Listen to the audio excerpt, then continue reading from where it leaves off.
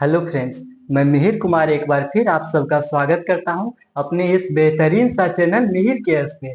जैसे पहले हमने बात किया था डायबिटीज पे पूरे डिटेल में हमने बात किया, फिर माइग्रेन पे हमने बात किया, फिर एड्स पे पूरे डिटेल में हमने बात किया, और उसी तरह आज हम लोग बात करेंगे टाइफाइड पे। क्या है टाइफाइड, किसके वजह से होता है, इसके क्या क्या सिम्टम्स आते हैं, सिम्टम्स के बाद और सिम्टम्स कब कब आते हैं, किस स्टेज में कितना सिम्टम्स आता है, हमें कब डॉक्टर के पास जाना चाहिए, इसके अतिरिक्त इसका क्या ट्रीटमेंट है, इलाज क्या संभव है, और है तो क्या है इलाज, इस सब पे आज हम पूरे डिटेल में बात करेंगे। तो आज का हमारा टॉपिक है टाइफाइड।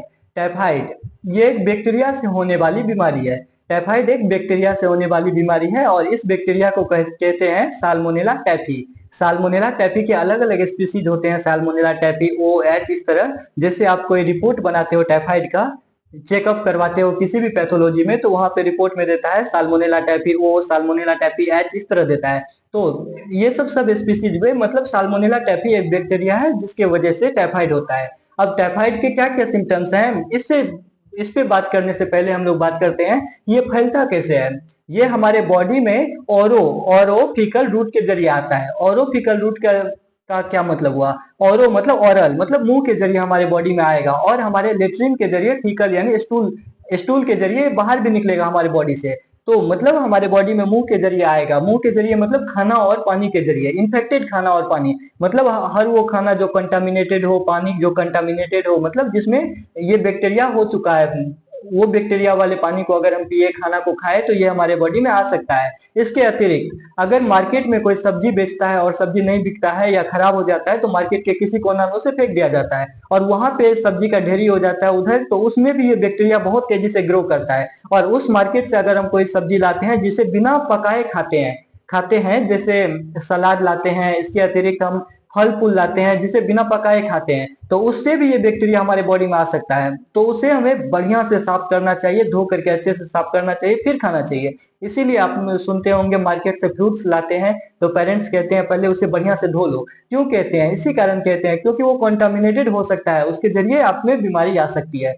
तो ये सारे तरीके हैं इसके आने का हमारे बॉडी में, पानी और खाना के जरिए। और जो लोग लॉज में रहते हैं या शहर में रहते हैं, वहां पानी आता है टंकी से, क्योंकि गवर्नमेंट का वो टंकी बना होता है, दिन में 1 से 2 बार पानी वो टंकी से आता है। तो इस दौरान क्या होता है कि वो टंकी ज्यादातर साफ नहीं किया जाता है, लंबे लंबे दिनों तक साफ नहीं होता है, जैसे पटना जैसे शहरों में लंबे दिनों तक साफ नहीं होता है।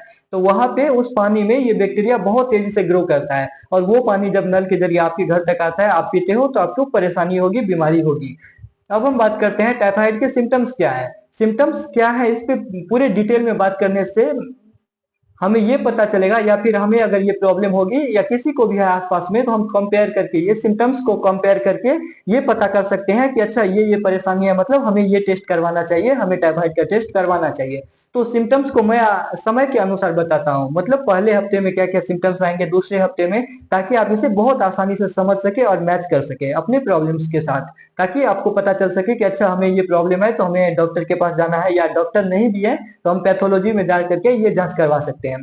तो देखिए शुरुआती दौर में पहले हफ्ते में फीवर आता है। टाइफाइड में पहले हफ्ते में फीवर आता है, फीवर बहुत ज्यादा तक जाएगा, 104 डिग्री फ़ारेनहाइट तक फीवर जाएगा, 103-4 डिग्री फ़ारेनहाइट तक ये नॉर्मली फीवर जाता है। फीवर के साथ साथ सिर में दर्द होगा, हेडेक, जोरदार सिर दर्द करेगा। इसके सिवा पेट में मड़ोड़ सा देगा, डायरिया जिसे कहते हैं, मड़ोड़ देगा, दर्द करेगा पेट में। इसके अतिरिक्त खाना कम पचेगा, मतलब भूख भी नहीं लगेगी, ऐसा लगेगा पेट भरा हुआ है, पेट फुला सा है, भूख नहीं लगेगी बिल्कुल। और कुछ ऐसे लोग होते हैं जो कंप्लेन करते हैं कि हमें स्मेलिंग भी आती है, कोई खाना से स्मेल आता है, ठीक से मन नहीं करता खाने का, तो ये भी सिम्टम्स आते हैं। इसके अतिरिक्त पहला हफ्ता हफ्ता खत्म होते होते कुछ नए सिम्टम्स, जैसे आपके बॉडी पे रैसेज आने लगेंगे, लाल कलर या गुलाबी रंग का रैसेज आपके बॉडी पे आएंगे। बॉडी पे कहाँ पे, चेस्ट पे और एब्डोमेन पे, यानी छाती वाले पार्ट पे और पेट वाले पार्ट पे रैसेज आएंगे। रैसेज यानी कभी नाखून से इस तरह स्किन पे आप ऐसा करना, तो वहां पे रेड सा रैश बन जाता है, रैसेज बन जाता है, उसी को रैसेज कहते हैं। तो वो रैसेज हमारे एब्डोमेन पे भी आएगा और हमारे चेस्ट थोरैक्स पे भी आएगा, तो रैसेज आते हैं। इसके अतिरिक्त और कोई सिम्टम्स है जो पहले वीक में दिखता है, तो एक है सूखी खांसी। सूखी खांसी भी बहुत कॉमन होता है, क्योंकि ज्यादातर लोगों में सूखी खांसी भी पाया जाता है। सूखी खांसी मतलब कफ नहीं निकलेगा, खांसी होगी लेकिन कफ नहीं निकलेगा। तो ये पहले हफ्ते के सिम्टम्स हैं। इसके अतिरिक्त दूसरे हफ्ते में क्या क्या सिम्टम्स आएंगे? दूसरे हफ्ते का सिम्टम्स में सबसे पहला सिम्टम्स है भूख तो नहीं लगेगी, पेट फूला सा लगेगा, लगेगा खाना खाने का मन नहीं करता, परेशानी होगी, दर्द होगा सिर में, और बुखार तो लगातार रहेगा ही। कभी कभी आएगा बुखार, लेकिन ज्यादातर रहेगा 104 103 डिग्री फ़ारेनहाइट तक फीवर रहेगी। और फीवर के साथ साथ आपको परेशानी क्या होगी? तो पेट में दर्द करेगा, पेट में हल्का हल्का, क्योंकि ये बैक्टीरिया हमारे बॉडी में आता है, मुंह के जरिए हमारे बॉडी में आता है, ब्लड के जरिए हमारे पूरे बॉडी में फैल सकता है। लेकिन इस बैक्टीरिया का साइट ऑफ एक्शन कहने का मतलब ये किस जगह पे हमारे बॉडी के किस पार्ट में रहेगा और हमें बीमार करेगा। तो ये हमारे बॉडी के स्मॉल इंटेस्टाइन में रहता है। स्मॉल इंटेस्टाइन मतलब छोटी आंत।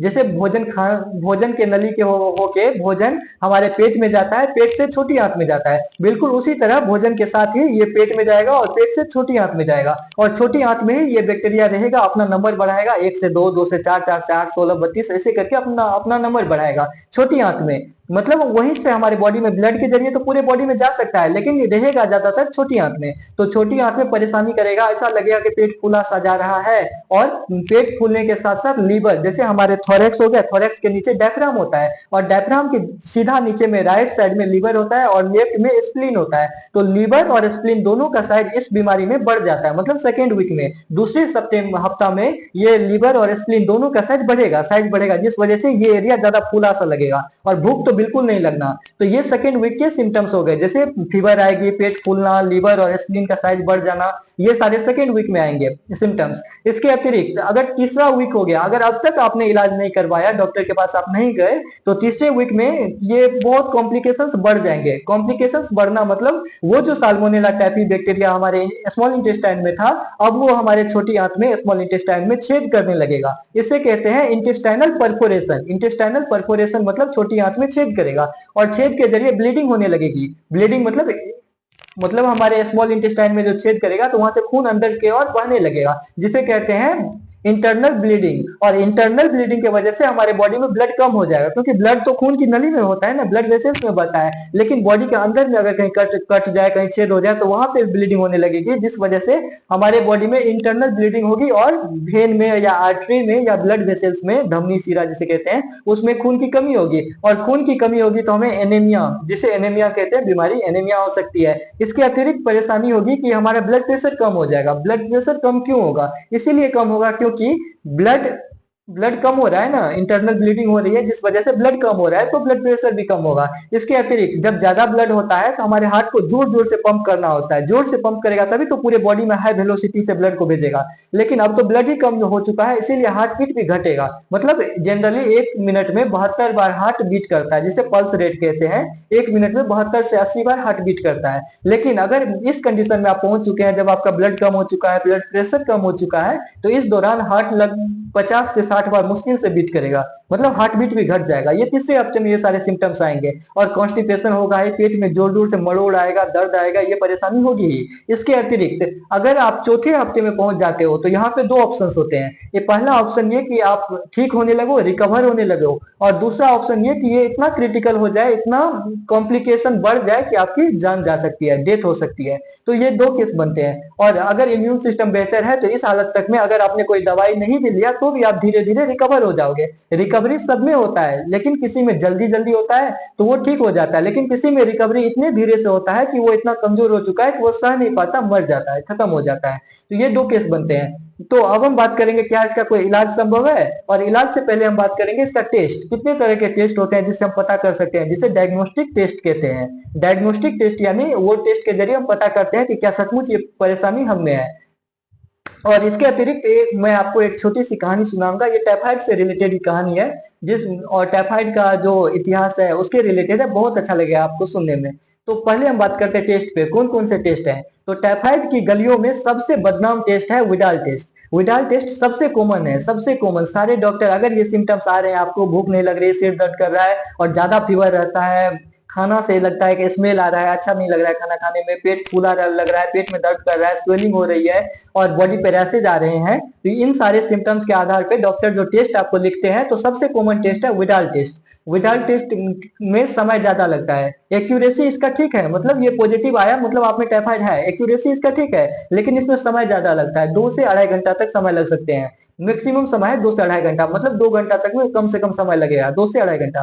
तो 2 से 2.5 घंटा ये तो लंबा समय हो गया, पैथोलॉजी में तो भीड़ लगा रहता है जांच करवाने के लिए, तो ये टेस्ट उतना कारगर नहीं है। जबकि डॉक्टर लिखते हैं टाइफाइड टेस्ट या डायरेक्ट लिखेंगे विडाल टेस्ट, इसके बावजूद भी जब आप पैथोलॉजी में जाओगे तो वो कोई और टेस्ट करते हैं। वो कौन सा टेस्ट करते हैं? वो टेस्ट करते हैं blood culture. Blood culture test एक टेस्ट है जिसमें वो वेन के जरिए आपका ब्लड इंजेक्ट करेगा, ब्लड लेगा और उसको मशीन में सेंट्रीफ्यूज करके ब्लड का सेल्स को अलग कर देगा, प्लाज्मा अलग कर देगा और माइक्रोस्कोपी से केमिकल मिला के चेक करेगा कि इसमें ये बैक्टीरिया है कि नहीं। तो ये टेस्ट फास्ट है, ये 15 से 20 मिनट 25 मिनट तक में ये टेस्ट हो जाता है। इसके अतिरिक्त और भी कोई टेस्ट है तो एक और टेस्ट है जिसे कहते हैं bone marrow culture test. Bone marrow culture test में समय ज्यादा लगता है, अधिक समय लगता है इसीलिए, और इसमें खर्च भी बहुत आती है, तो ये समय, चूंकि समय ज्यादा लगता है और खर्च भी ज्यादा लगता है, और ये एक्यूरेट है, 100% एक्यूरेट है। अगर इसमें टेस्ट पॉजिटिव आ गया तो गारंटी है हो ये प्रॉब्लम हो ही सकता है। तो जनरली नॉर्मल टेस्ट से भी तो पता चल जाता है कि ये प्रॉब्लम है, तो हम इलाज करवा के नॉर्मल हो ठीक हो जाते हैं, तो फिर इतना महंगा टेस्ट क्यों करवाए। लेकिन कुछ लोग जो पर्सनल डॉक्टर्स रखते हैं या है प्रोस्पेक्टिव में रहने वाले लोग सब होते हैं, वो ये टेस्ट करवा लेते हैं क्योंकि उन्हें डर ज्यादा रहता है, मौत से ज्यादा डर लगा रहता है, तो वो ये टेस्ट करवा लेते हैं। तो ये सारे टेस्ट हुए। अब हम बात करते हैं इसके ट्रीटमेंट क्या क्या हो सकते हैं। तो चूंकि ये बैक्टीरिया से होने वाली बीमारी है, साल्मोनेला टाइफी एक बैक्टीरिया है, तो बैक्टीरिया से होने वाली बीमारी है, तो कई तरह के एंटीबायोटिक्स आते हैं, एंटीबायोटिक्स आप लेंगे तो ठीक हो जाएंगे। जैसे एक प्रिमिटिव एंटीबायोटिक जो बहुत पुराने समय से लोग लेते आ रहे हैं, जिसे कहते हैं क्लोराम्फेनिकोल। क्लोराम्फेनिकोल एक क्लोरीन कंटेनिंग एंटीबायोटिक होता है जिसमें क्लोरीन होता है, और ये बहुत पुराने समय से लोग लेते आ रहे हैं, मतलब 100 साल पहले से लगभग लोग लेते आ रहे हैं। ये कुछ न कुछ ऐसा पेड़ पौधा का पत्ता लेते हैं, उसका रस पी लेते हैं लोग ताकि फीवर कम हो जाए, तो उसमें भी इस तरह के केमिकल्स होते हैं और ये क्लोरीन कंटेनिंग केमिकल्स होते हैं जो फायदा करता था। बाद में इसको इस पे रिसर्च किया और ये ड्रग्स को बाहर निकाला गया और इससे ये दवाई बनाया गया जिसका नाम रखा गया क्लोराम्फेनिकोल। क्लोराम्फेनिकोल बहुत पुराने समय से यूज होता है। इसके अतिरिक्त और कौन कौन से एंटीबायोटिक्स हो सकते हैं? तो कुछ ऐसे एंटीबायोटिक्स हैं जिसमें रेस्ट्रिक्शन है, मतलब सभी नहीं ले सकते, या लेंगे भी तो आपको कुछ छोड़ना होगा। जैसे कुछ ऐसे एंटीबायोटिक्स होते हैं जैसे सिप्रोफ्लॉक्सिन। सिप्रोफ्लॉक्सिन एक एंटीबायोटिक है जो बहुत कॉमन है, आमतौर पे जो भी डॉक्टर आते हैं, लोकल डॉक्टर आते हैं, तो एडल्ट में अगर ये प्रॉब्लम्स आती है, टाइफाइड फीवर आता है, तो बिना जांच किए भी लोकल डॉक्टर्स ये सिप्रोफ्लॉक्सिन देते हैं। ये एक एंटीबायोटिक्स है, कॉमन एंटीबायोटिक्स है, ज्यादातर एडल्ट में दिया जाता है। लेकिन इसका एक परेशानी है कि आपको दूध दही या दूध दही से बनने वाले जितने भी प्रोडक्ट है वो छोड़ना होगा। तो ये सिप्रोफ्लॉक्सिन हो गए, ये सारे एंटीबायोटिक्स कॉमन एंटीबायोटिक्स हो गए। इसके अलावा एजिथ्रोमाइसिन, एजिथ्रोमाइसिन तो आपने नाम सुना होगा क्योंकि बहुत कॉमन है आजकल हर जगह। जितने भी मतलब आप मेडिकल कोई भी मेडिकल शॉप पे जाओ, बताओ उन्हें कि मुझे प्रॉब्लम है, फीवर है, तबीयत खराब हो रही है, तो वो यही देंगे, एजिथ्रोमाइसिन का टेबलेट देंगे क्योंकि ये एंटीबायोटिक है, कॉमन है, यूज होता है और इसमें साइड इफेक्ट कम होता है। तो ये सारे हो गए इसके ट्रीटमेंट, मतलब इसका इलाज क्या क्या हो सकता है। तो ये सारे एंटीबायोटिक कॉमन एंटीबायोटिक है जो कहीं भी मिल जाता है आपको, लेकिन आप डॉक्टर से पूछ के ही ले, क्योंकि या फिर आप टेस्ट करवाए, अगर विडाल टेस्ट पॉजिटिव आ गया या टाइफाइड पॉजिटिव आ गया तभी ये सारे एंटीबायोटिक कॉमन है तो ले सकते हैं। और इसके अतिरिक्त इसका इलाज तो हो गया। फिर जैसे हम लोग सुनते आए हैं आज से या बहुत दिनों से ये कहावत चलते आता है कि prevention is better than cure, मतलब बीमार होने के बाद ठीक होने से बेहतर है बीमार होने से पहले थोड़ा परहेज कर ले। परहेज क्या करे, मतलब क्या हमें करना चाहिए ताकि टाइफाइड ना फैले। तो हमें ध्यान रखना है कि जो भी पब्लिक वाटर है, कोई वाटर टैंक होता है तो उसकी सफाई होनी चाहिए, जो नगर निगम करवाते हैं, या फिर आपका अपना घर में अगर आप टंकी का पानी पीते हो, मोटर से टंकी में पानी भरते हो उसे पीते हो, तो उसे रेगुलर महीना में 2 महीना में उसे साफ करवाइए, या कोशिश कीजिए कि पानी पूरा खाली हो जाए और फिर उसे साफ कीजिए और फिर पानी भरिए। कम से कम महीना 2 महीना या 6 महीना पे आप ये कर सकते हो। इसके अतिरिक्त जो लोग रूम में रहते हैं, शहर में रहते हैं,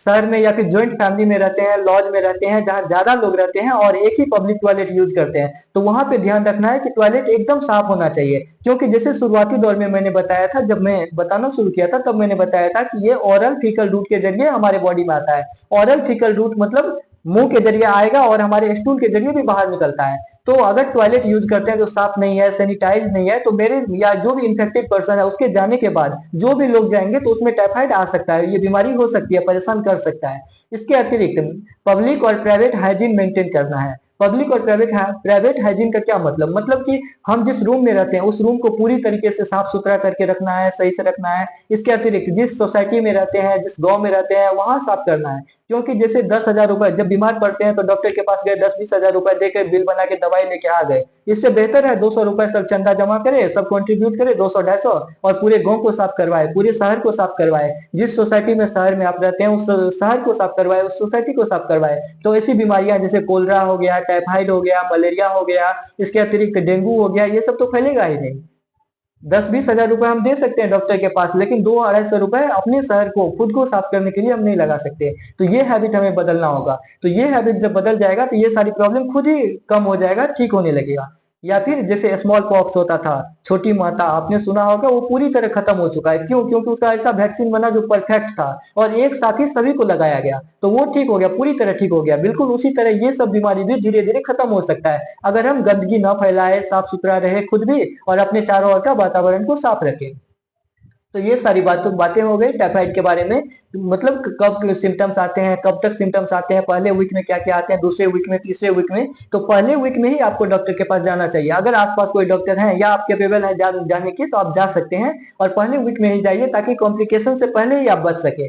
इसके अतिरिक्त अब मैं आपको वो कहानी सुनाता हूँ जिसके बारे में मैंने बीच में हिंट किया था। वो कहानी है अमेरिका की एक लेडीज थी जिसका नाम था मैरी मेलन। मैरी मेलन एक कुक थी। कुक यानी खाना बनाती थी, एक रसोई में खाना बनाती थी छोटे से होटल में।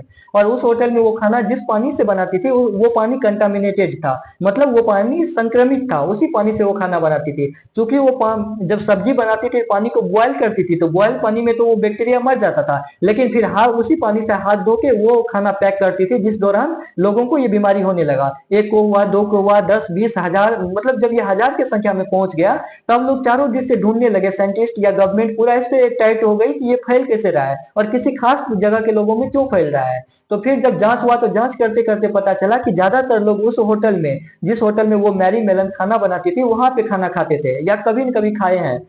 पिछले महीने या 10-15 दिन के दौरान कभी न कभी उसी होटल में जाके खाना खाए हैं। फिर उस होटल का खाना चेक हुआ, पानी चेक हुआ, और जब पानी चेक हुआ फिर पता चला उस पानी में तो भर भर के साल्मोनेला टाइफी बैक्टीरिया था। तो इसी वजह से, और चूंकि उस औरत का नाम था टाइफाइड मैरी, उसका तो निक नेम था टाइफाइड मैरी, तो उसके निक नेम के वजह से उसका नाम था टाइफाइड मैरी। तो उसका ये जो टाइफाइड था ना, तो टाइफाइड उसी के नाम से लिया गया, उस औरत के नाम से, ताकि लोगों को याद रहे, ताकि ज्यादा से ज्यादा लोग अवेयर हो सके। क्योंकि कहानी के जरिए जो बात हमें बताया जाता है हमें अच्छे से समझ में आता है और हम ज्यादा दिनों तक याद रखते हैं। जैसे अभी मैंने आपको बताया, ये उस लड़की का कहानी मैरी मेलन जिसका निक नेम था टाइफाइड मैरी। तो ये कहानी के आपको अगर सुने होंगे शुरुआती दौर में मैं बता देता, तो या फिर अगर आप पूरे वीडियो देखेंगे और ये कहानी सुनेंगे तो ये बीमारी भी आपको हमेशा के लिए याद रहेगा, और ये सारी कहानी, सिम्टम्स, ये सब याद रहेगा। तो इसीलिए उस औरत को ऑनर करने के लिए, ऑनर या फिर कहानी के जरिए, ताकि एक कहानी मिलेगी तो लोगों को याद रहेगा ज्यादा दिन तक, लोग ज्यादा अवेयर होंगे, इसे पढ़ना चाहेंगे इस बीमारी के बारे में, और अच्छा लगेगा उन्हें पढ़ के, तो ज्यादा दिनों तक याद रहेगा। इसी कारण इस बीमारी का नाम टाइफाइड रखा गया, क्योंकि उस लेडीज का, मैरी मेलन का निक नेम था टाइफाइड मैरी। तो ठीक है, इस वीडियो में हम यहीं तक बात करेंगे, और जब अगले वीडियो हम बनाएंगे तो उस समय हम बात करेंगे एलर्जी पे। एलर्जी क्या होते हैं, क्यों होते हैं, किन किन लोगों में होते हैं, और किन किन चीजों से होते हैं, और एलर्जी का टेस्ट क्या संभव है, कैसे टेस्ट होता है, इस सब पे हम डिटेल में बात करेंगे। और तत्काल अगर परेशानी बढ़ जाती है तो कौन सी दवाई लेनी चाहिए, उस पर भी हम डिटेल में बात करेंगे। और उसके बाद फिर हम डेंगू पे बात करेंगे, मलेरिया पे बात करेंगे, और आमतौर पर होने वाली सारी प्रॉब्लम्स पे हम लोग एक एक करके बात करेंगे। तो ठीक है, जय राम जी की।